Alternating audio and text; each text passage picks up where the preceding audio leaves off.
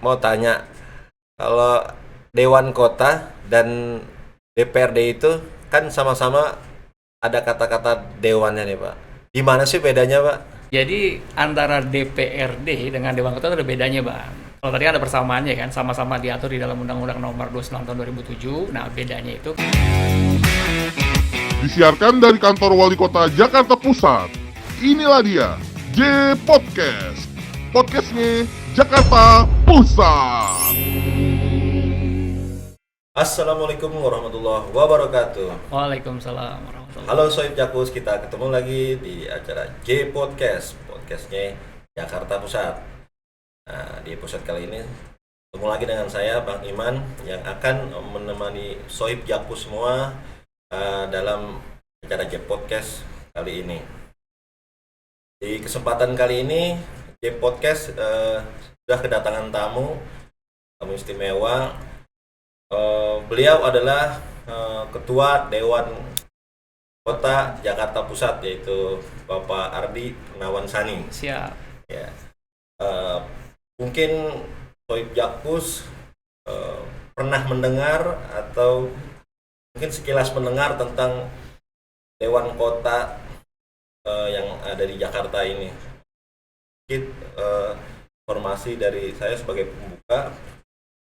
Dewan Kota, mungkin kita sering mendengar kata dewan itu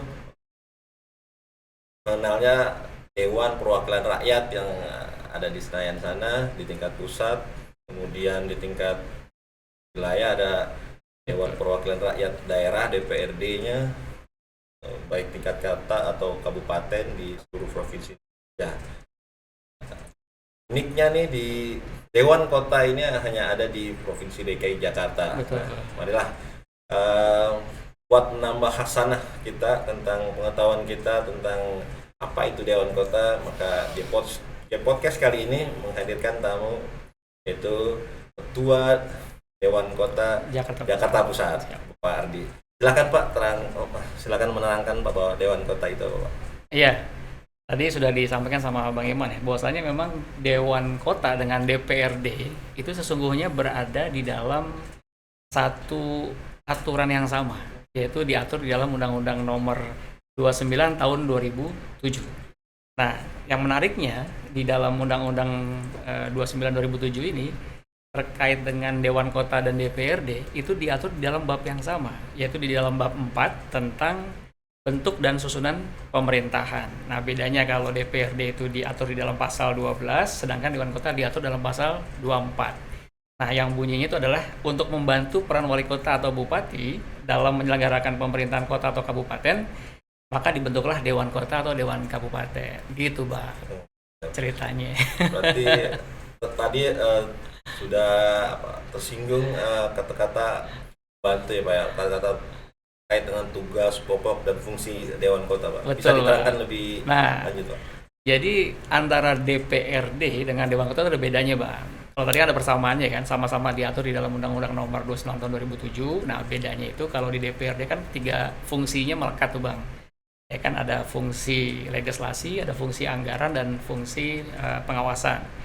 Nah, sedangkan di dalam Dewan Kota ini itu diatur 3 fungsi utama juga, Bang. Ini di dalam Perda Nomor 6 Tahun 2011, yaitu terkait dengan yang pertama, membantu wali kota di dalam penyelenggaraan pemerintahan kota. Ya, yang kedua, mendorong dan menggerakkan peran serta masyarakat. Dan yang ketiga, itu menampung dan menyalurkan aspirasi masyarakat kepada wali kota. Itu kira-kira 3 fungsi utamanya, Bang, tentang Dewan Kota. Ya. Artinya bisa simpulkan di sini menjadi partner ya dari pihak pemerintah kota ya. Betul, jadi kalau bisa dibilang sesungguhnya Dewan Kota ini jauh lebih dekat keberadaannya, ya kan, dengan pemerintah kota. Kalau bisa dibilang juga nih Bang, ini kayak keluarga besar Bang, bagian dari keluarga besar pemerintah kota, yang dia hadir atau bahkan dihadirkan oleh masyarakat, diberikan mandat khusus, ya, dipilih oleh para ketua RT dan para ketua RW untuk mendapatkan amanah selama 5 tahun. Nanti mereka ini, para Dewan Kota ini, itu diusulkan oleh masyarakat itu di setiap kecamatan, Bang. Jadi cuma 1 orang di kecamatan, Bang. Nah, dipilih melalui mekanisme sistem distrik. Nanti setelah terpilih ada proses seleksi di tingkat kota. Setelah itu nanti di SK-kan sama gubernur dengan persetujuan DPRD. Prosesnya agak panjang bang. Ya kita paham lah, mungkin untuk mendapatkan kualitas yang bagus ya bang ya. Iya, ujung-ujungnya untuk kemaslahatan semua ya Bang. Amin amin Siap, amin siap. insya Allah. Kita bicara terkait dengan khususnya Dewan Kota Jakarta Pusat ya. Siap. Bang ya. Bisa disebutkan terlebih dahulu anggota-anggotanya gitu Bang. Ya, karena tadi saya sudah jelaskan bahwa kita ini satu kecamatan satu orang, jadi mewakili setiap kecamatan. Saya sendiri Ardi Purnawan Sani mewakili Kecamatan Tanah Abang. Ada juga rekan saya di Kemayoran namanya Bang Nasirman. Ada juga kawan saya di Cempaka Putih namanya Mas Bayu, sudah remaji. Ada Rohiman dari Gambir, ada Bang Sanusi dari Senen, ada Bang Rudi Suherman dari Johar Baru, dan ada Bang Dadang Suherman dari Menteng, serta Dede Sulaiman dari Sawah Besar. Nah itu 8 orang mewakili kecamatan masing-masing yang mendapatkan mandat khusus dari Pak Gubernur melalui SK khususnya dan dikukuhkan oleh Pak Wali Kota pada tanggal 19 Juli 2019 yang lalu Bang. Dan kita bertugas sampai tahun 2024 nanti. Oh. Tadi sudah disebutkan oleh anggota-anggotanya ada Betul. 8 ya kalau kurang salah. Terus kita bicara program kerjanya dari Dewan Kota. Program kerjanya apa Pak yang mungkin sedang dilaksanakan gitu Pak atau nanti gitu. Ya, pertama kita punya program sebutannya ini Bang 3 gercep dekot. Iya. 3 gercep. Yes, 3 gercep. Gercep itu gerak cepat. Ya. Itu khusus di Jakarta Pusat apa memang Dewan Kota? Sementara khusus Jakpus Bang. Wah, ada tagline khusus ya. Khusus. Bang, ya, siap. Karena Jakpus ini emang khusus Bang, serba khusus kan. siap. Jadi yang pertama itu gercep pertama kita itu konsolidasi di internal Dewan Kotanya. Kita melakukan peningkatan kapasitas anggota Dewan Kota. Kita lakukanlah pendalaman materi terkait dengan regulasi dan tupoksi terkait dengan Dewan Kota ini agar setiap anggota Dewan Kota memahami benar tugas pokok dan fungsinya. Biar nggak salah-salah Bang. Biar nanti kita kalau tuju ke masyarakat kita udah ngerti. Jangan sampai salah sasaran sama salah alamat Bang. Itu pertama. Nah yang kedua itu kita membangun hubungan kemitraan strategis ya antar lembaga baik yang internal maupun eksternal. Kalau internal itu berarti kita suka keliling tuh Bang ke SKPD, ke UKPD atau bahkan ke sudin-sudin di lingkungan pemerintah kota. Nah kalau eksternal kita ke lembaga-lembaga terkait atau badan otonom dan seterusnya. Fungsinya untuk melebarkan jejaring kita karena kadang permasalahan itu tidak bisa selesai hanya kita yang menuntaskan sendiri Bang. Jadi kita juga butuh kolaborasi dan kemitraan dengan banyak pihak. Nah yang ketiga itu kita melakukan serap aspirasi warga Bang. Nih alhamdulillah kemarin juga kita udah lakukan tuh Bang serap aspirasi warga. Kita udah keliling ke seluruh kecamatan ya, 4 kecamatan pertama itu di bulan Maret yang lalu ya, kita udah keliling Kemayoran, Senen, Menteng dan Cempaka Putih. Setelah itu kita ke bulan Juli yang baru-baru ini kita udah keliling ke 4 kecamatan yang lain yaitu Johar Baru, kita juga mampir ke Tanah Abang, ke Sawah Besar ya, dan terus terakhir itu kemarin kita di Gambir ya. Nah ini udah kita lakukan Bang 4 di bulan Juli dan 4 di bulan Maret. Gitu, Bang. Tadi terakhir Ardi sudah sebut terkait dengan serap aspirasi ya. Sudah ada kegiatan serap aspirasi. Terus apa nih Bang yang udah disampaikan masyarakat Jakarta Pusat dari program atau kegiatan serap aspirasi kemarin yang dilaksanakan? Nah, ini memang serap aspirasi warga merupakan program unggulan Dewan Kota, Bang. Jadi ini kita laksanakan setiap 1 tahun sekali. Cuma memang sempat tidak terlaksana 2 tahun lalu karena COVID dan pandemi kan. Jadi hampir semua kegiatan dialokasikan buat penanganan COVID. Tapi alhamdulillah pada tahun ini kita bisa melaksanakan lagi serap aspirasi warga. Nah setelah kita sudah keliling ke 8 kecamatan, kita catat tuh Bang, ya semua masukan dari warga. Ini kalau dalam catatan saya, itu ada yang pertama terkait dengan pengawalan usulan musrembang di setiap kelurahan. Nah mereka juga bilang, ini kok template di musrembang itu kadang template-nya dikunci gitu kan, kenapa nggak dibuka gitu kan, jadi kadang-kadang dia nggak bisa tuh ngusulin hal yang lain. Nah ini juga disampaikan tuh pada forum serap aspirasi warga kita. Nah itu juga terkait dengan ada peningkatan dana operasional buat RT RW ya, buat LMK dan seterusnya. Terus juga ada usulan terkait dengan revisi Perda LMK, mereka juga minta supaya masa baktinya ditambah nggak 3 tahun 35 tahun, itu juga terungkap. Terus juga ada usulan perbaikan lampu X Kampung Deret di Ben Hill Bang. Jadi ada 300-an titik lampu X Kampung Deret yang dulu pernah dilakukan pembangunan pada zaman pemerintahan sebelumnya. Itu kondisinya sekarang kurang terawat ya. Nah ini sampaikan juga nih gimana kalau dilanjutkan perawatannya agar manfaatnya bisa tetap dirasakan oleh masyarakat. Terus juga ada yang menyampaikan tentang penataan kawasan flyover di Roximas. Kita sama-sama tahu Bang, kalau mampir ke Roximas tuh kondisinya lumayan agak kredit. Tapi alhamdulillah pemerintah kota sangat luar biasa inisiatifnya Bang. Sudah dilakukan upaya pembenahan kawasan, walaupun memang untuk sampai pada tahap yang paling maksimal tetap dibutuhkan peran serta masyarakat juga nantinya. Karena yang ada di situ kan banyak pihak ya, tapi mudah-mudahan nanti ada jalan jalan tengah yang bagus, yang solusi yang bisa diterima oleh semua kalangan. Lalu yang selanjutnya ada juga terkait dengan kesesuaian data penerima bansos. Ada istilah mereka menyampaikan tentang saldo nol penerima bansos gitu. Jadi kita sebut saldo nol maksudnya apa Bang? Iya nih kita namanya ada tapi pas dicek kok saldonya kagak ada gitu. Tapi udah ada penjelasan sih dari Sudin terkait bahwasanya data yang diinput itu adalah data yang sifatnya itu diusulkan, tapi nanti kewenangan ada di pemerintah pusat Bang. Jadi kadang-kadang tuh masyarakat juga butuh memahami situasi dan kondisi yang ada ya, bahwa kewenangan atau otoritas untuk menyampaikan bantuan itu sepenuhnya tidak ada di pemerintah Jakarta atau pemerintah kota, tapi juga ada kewenangan pemerintah pusat di sini. Yang ini juga kadang-kadang juga butuh diberikan pemahaman. Nah, tugas Dewan Kota itu memberikan pemahaman itu, Bang. Agar mereka tidak mispersepsi kan. Karena kalau mispersepsi khawatir tuh, Bang, nanti dia waduh kenapa nih kita belum dapat gitu-gitu. Itu terkait dengan dana bansos. Ada juga yang juga menyampaikan terkait juga dengan PPDB, Bang, sistem zonasi. Apa tuh? Dianggap masih belum fair. Ini kenapa nih sistem zonasi ini kita rumah deket gitu kan, tapi karena umurnya masih muda jadi nggak bisa masuk anak kita gitu Bang. Sampai ada yang bilang kenapa sih yang lebih tua didahulukan yang pinter kagak gitu. Jadi yang diprioritaskan yang lebih tua dong ya, bukan yang lebih pinter. Nah gitu Bang.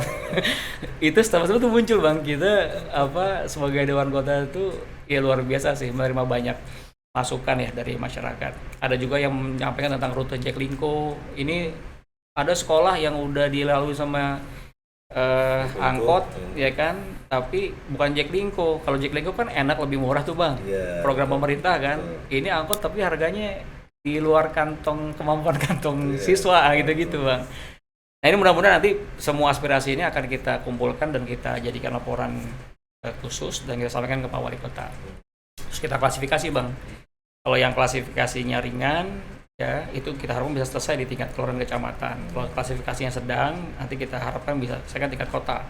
Tapi kalau klasifikasinya berat ya karena usulannya itu melibatkan banyak pihak, nah maka nanti kita akan minta Pemprov DKI Jakarta yang turun tangan langsung. Gitu Bang. Terkait dengan serap aspirasi tadi, kalau teknisnya gitu apakah anggota Dekot atau Dewan Kota Jakarta Pusat ini langsung membawa SKPD atau UKPD terkait di acara kegiatan seperti itu? Betul Bang. Nah ini juga banyak apresiasi ya dari masyarakat karena format serap aspirasi warga yang dilaksanakan oleh Dewan Kota ini formatnya bagus Bang. Ya ini juga saya memberikan apresiasi positif buat Pak Wali Kota dengan tabak tapem. Jadi kalau di serap aspirasi warga kita tuh Bang, itu hadir pemerintah kotanya hadir. Ya. Terus Dewan Kotanya hadir, dari kecamatannya hadir, lurahnya hadir, kasatpelnya hadir Bang, Sudin terkaitnya hadir, dan dihadiri oleh para ketua RW dan ketua LMK yang merupakan orang-orang pilihan dipilih oleh warga secara langsung. Jadi forumnya benar-benar berkualitas Bang. Lengkap Bang. Dan ketika mereka menyampaikan aspirasi, itu langsung ketemu tuh siapa nanti yang bertanggung jawab, siapa yang punya tupoksinya, nanti dia bisa langsung ngasih solusi. Jadi langsung kelar di hari itu juga Bang. Oh, yang tadi seperti dikatakan tadi ada klasifikasi tadi ya. Benar Bang. Jadi langsung bisa kita arahkan ke sini gitu. Jadi inilah yang bisa dibilang menjadi format terbaik Bang. Saya bisa mengatakan bahwa serap aspirasi warganya Dewan Kota bersama pemerintah Kota Jakarta Pusat ini menjadi format yang terbaik. Karena di forum itu lengkap semuanya yang hadir. Artinya di forum itulah masyarakat bisa menyalurkan aspirasi dan ketemu sama SKPD atau UKPD terkait. Betul, gitu. secara langsung. Jadi benar-benar jembatan aspirasi masyarakatnya itu langsung ketemu di situ. nggak pakai ditunda. Artinya ya kalau memang itu diusahakan tadi yang kecil dan sedang itu diusahakan untuk selesai di situ, usahakan ya kita. Iya, paling tidak kan mereka dapat jawaban langsung Betul. dari petugas terkait kan, yang memang menjadi kewenangan otoritasnya dia. Beda kalau misalnya di forum aspirasi yang lain itu masih ada jeda waktu dan belum tentu dapat jawaban yang pasti pada saat itu. Tapi kalau di forum aspirasi warganya Dewan Kota ini langsung kita tanya gimana sudin terkait, nah langsung jawab, langsung dia yang jawab Bang. Di forum itu juga Cespleng gitu ya. Cespleng Bang gitu ya, mudah-mudahan. Gitu.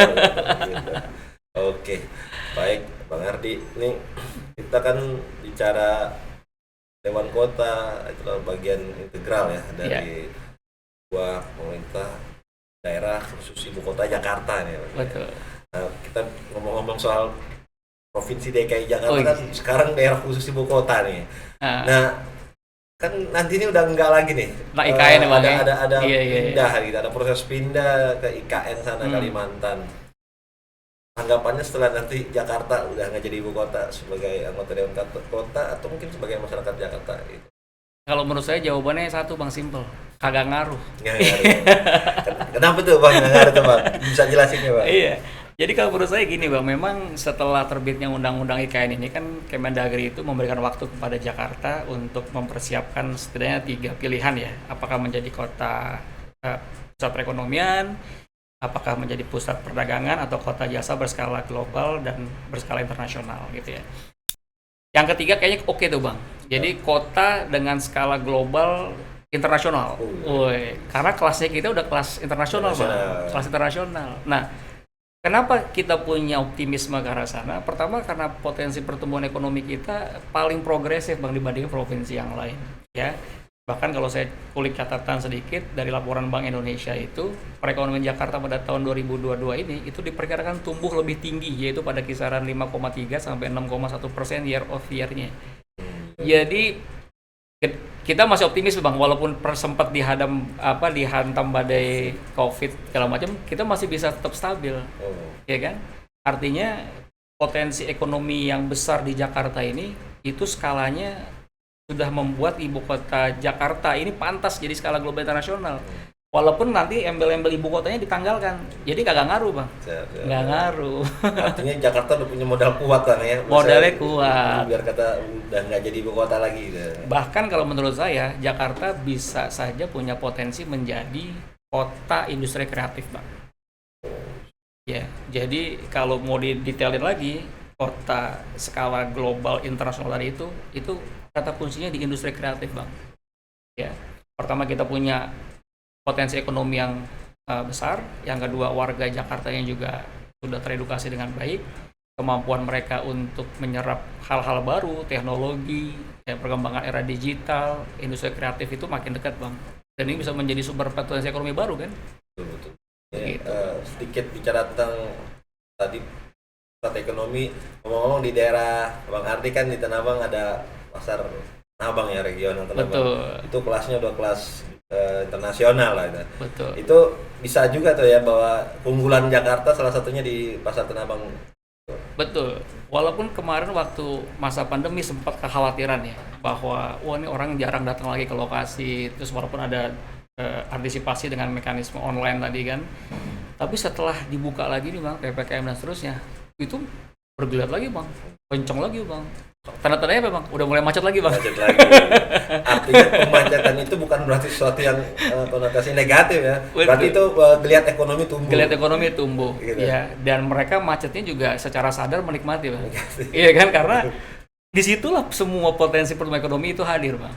Iya kan? Dan semua buyers ya dari luar negeri internasional itu datang ke situ Bang. Jadi kalau kita datang ke pasar Tanah Abang itu Bang, kita mau ngelihat warga dunia dari situ semua Bang. Betul. Gitu Bang. Mantap Bang ya. Siap. Bang, ini kita selanjutnya pengen ngomong agak body dikit ya Bang. Iya. Kalau sekarang anggota Dewan Kota Jakarta Pusat. Selain jadi anggota Dewan Kota, Bang Ardi ini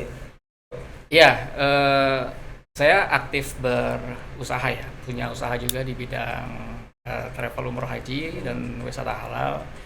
Karena menurut saya Dewan Kota ini kan sifatnya kan mandat ya, jabatan publik Bang. Jadi ini amanah sekaligus juga sarana buat saya untuk melipat gandakan amal soleh Bang. Dan saya tidak mau tergantung dari pasukan Dewan Kota Bang, karena nggak akan cukup juga Bang. Nggak akan cukup juga, makanya tetap saya punya usaha. Selain usaha travel berhaji juga saya melakukan pengembangan startup digital dengan teman-teman UMKM ya. Jadi menyiapkan branding mereka, menyiapkan packaging mereka, terus nyiapin sampai launching di aplikasi digitalnya gitu. Berarti Bang Ardi ini aktif selain Dewan Kota aktif di dunia wira swasta ya? Iya Bang. Oh iya. Kita kan nggak mau tergantung sepenuhnya di sini Bang. Baik, Ini kan jabatan cuma sementara Bang. Oh iya, siap. Oke. Terus bicara hobi Bang, ada Hobi. itu kun. Hobi itu kebetulan saya sekarang juga ketua Perpani ya. Jadi olahraga itu persoalan panahan Bang. Panahan. Iya, cabang olahraga panahan. Alhamdulillah nih Bang, cabang olahraga panahan ini juga penyumbang emas nih Bang. Iya, Ketua kan? Perpani Di Jakarta Pusat dan wakil ketua di Jakarta. Oh, baik. Nah itu panahan satu, yang kedua juga bersepeda Bang. Ya, yang ketiga itu traveling Bang. Baik. Traveling itu healing yang paling bagus Bang. Siap. Kalau dicoba nanti Bang. Wah, baik. Artinya ada keseimbangan di situ ya. Olahraganya itu aktif juga Bang Ardi ini ya. Betul Bang. Oh, siap. Biar tetap sehat. Terus terkait kita bicara tentang harapan gitu Bang. Kita apalagi sebagai anggota Dewan Kota Jakarta Pusat. Siap. Kita khususnya untuk warga Jakarta Pusat dan keseluruhannya gitu. Harapan Bang Ardi ini. Ya, harapan sebagai warga Tanah Abang, warga Jakarta Pusat, pastilah ingin sesuatu yang lebih baik ya Bang. Hari ini sudah banyak progres dan peningkatan di kota kita, di kota tercinta kita ini. Tapi ke depan kita ingin lebih baik lagi. Ya, karena namanya Jakarta Pusat ini pusatnya Jakarta, kota berskala internasional. Dia ini etalasenya Bang. Yang namanya etalase itu nggak boleh ada jeleknya Bang. Harus bagus di semua sisinya. Jangan hanya di depannya, di tengahnya, tapi di pinggir-pinggir sama belakangnya juga kudu bagus Bang. Nah itu PR kita semua. Dan kalau saya keliling ke berbagai kawasan di Jakarta Pusat ini, hampir seluruh kecamatan saya sudah datengin Bang. Memang ada PR lah, terutama yang di beberapa kawasan yang padat ya. Itu PR kita bersama. Tapi hampir sebagian besar di pusat-pusat kegiatannya itu sudah mulai tertata rapi. Ya. Dan kita sih yang sangat optimis lah bahwasanya dengan pemerintahan yang ada sekarang ya, kalau dibantu dengan Pak Gubernur, dengan Pak Wali Kota, kita bisa menjadikan kota Jakarta, khususnya Jakarta Pusat ini bisa lebih baik lagi kemudian hari. Terima kasih banyak Pak Ardi, selaku Ketua Dewan Kota Jakarta Pusat. Siap. Sudah hadir di acara kami di acara J Podcast Jakarta Pusat. Nah, Sohib Jakpus, sekian tadi kita sudah bincang-bincang dengan Ketua Dewan Kota Jakarta Pusat, Bapak Ardi Purnawan Sani. Mudah-mudahan dengan diterangkan oleh beliau tentang tupoksi, tentang Dewan Kota tadi, karena memang hanya ada di Provinsi DKI Jakarta, kemudian bicara tentang para anggota-anggotanya, kemudian harapan-harapannya tentang Jakarta, khusus Jakarta Pusat. Kemudian tadi secara pribadi juga beliau sudah menjabarkan bahwa beliau selain aktif di Dewan Kota Jakarta Pusat, ya beliau adalah seorang wira swasta. Hobi-hobinya pun tadi sudah disebutkan. Mudah-mudahan J Podcast kali ini bermanfaat untuk para Sohib Jakpus. Sampai ketemu lagi di episode J Podcast selanjutnya. Jangan lupa mention terus di akun media sosial Jakarta Pusat. Assalamualaikum warahmatullahi wabarakatuh. Waalaikumsalam warahmatullahi wabarakatuh.